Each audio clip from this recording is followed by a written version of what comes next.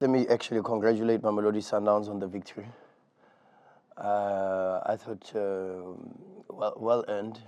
It's not an easy team to beat, and also almost back to back, because of we just played them a couple of days ago, and they went something like 25, 26 games unbeaten, and there's a reason for that. So congratulations to our team for an excellent effort. I thought tactically we also got it spot on today. We started the game without any centre backs really,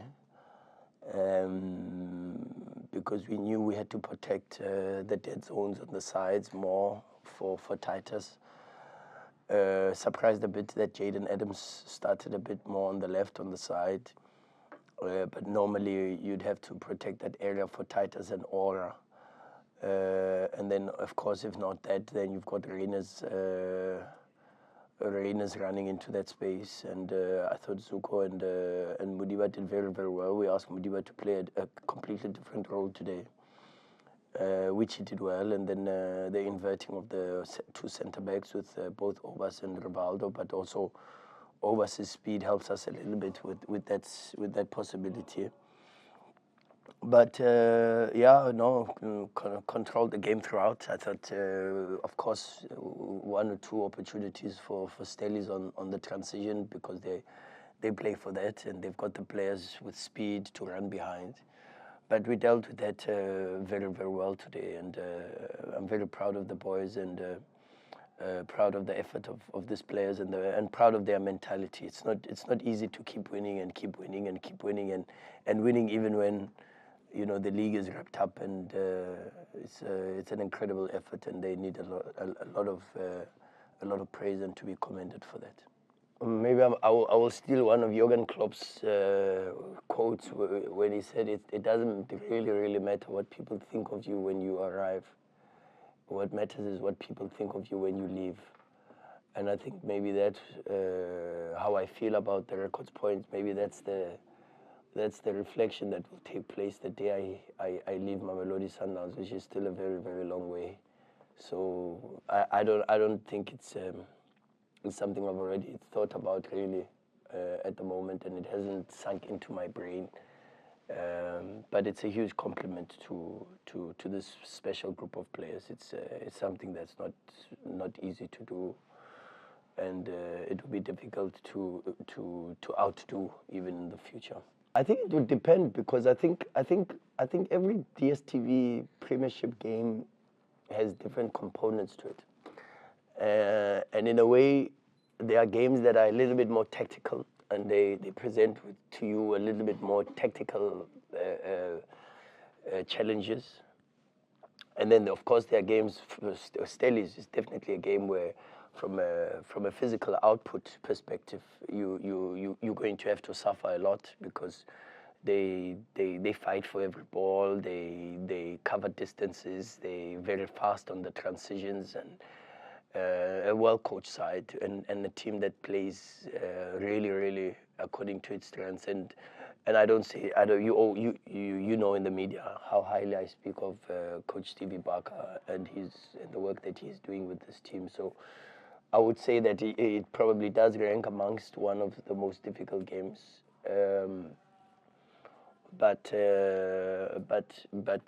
I think from a tactical perspective, maybe not really the most difficult, because you know what you will be presented with. But there's a lot of other games, especially in the Champions League, where we get used to playing chess a little bit, and we move players into certain positions to work on certain things. I'd have to think about it, actually, to be honest. I'm not so sure if I have a right answer for you right now. Again, I'm going to reflect on that at the end of the season. I don't know. And definitely my low is not with the brawl with the other guy. Those things for me. I told you about fruitless trees. I told you about fruitless trees. There's no shade there. All the games are very important. The next game is the most important game of our lives, and we have to be ready. We have to get to Joburg now. Good rest, good sleep. Try to prepare and watch the last few games, and try to prepare ourselves tactically for the next game. It's going to be a tough game, of course. I thought he played well. He can. There's still more to be patient. I'm asking for patience on these players. Be patient on them. Just be a little bit patient. There's huge adaptation processes that need to take place, and it includes even Lorch,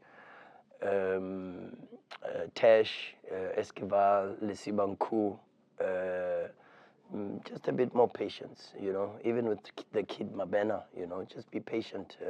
There's so much coaching that needs to still be done, and the coaching process is complicated because for some of them there's still a bit of detraining that has to happen, where we've got to get rid of certain habits based on style of play, culture, environment where they come from, and then try to teach and build some of the cultures and automatisms that we would like to see in how we want to play. The coach of the season would be me.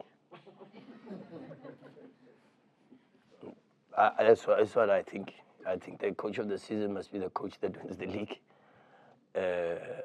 But I can't not give lots of compliments to the work that Stevie Barker has done. He deserves incredible plaudits for the work he has done at Stellenbosch, and many of my other colleagues. I mean, there's been some very good work that's being done. Jose Riviera Pirates has done some very good work, but without sounding arrogant, the coach of the season, in my opinion, would be, yeah, for sure. I treat everybody different. There's a certain way I treat Sipho Mbule. There's a certain way I treat Thembinkosi. I treat them all fairly, but I treat them different. And one of the other things is, of course, is I force them to walk barefooted a lot. We do a lot of barefooted walking on the training as recovery, and just to. Yeah. No. It's scientifically, it's been proven that if you walk barefooted, it actually helps with earthing and getting some form of energetic connection with the ground and the earth, because we are all molecules of energy, and we get that recharge, that sense of grounding, by connecting directly through the soul, especially when the soil is rich.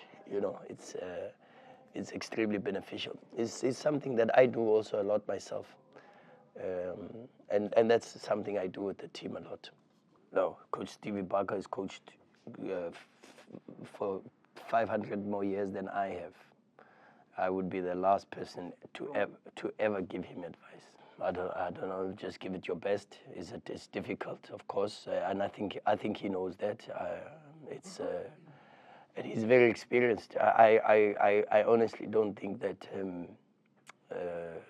Stevie and the rest of his technical team need advice from me. To be honest, I think I'm the last person to ever give that.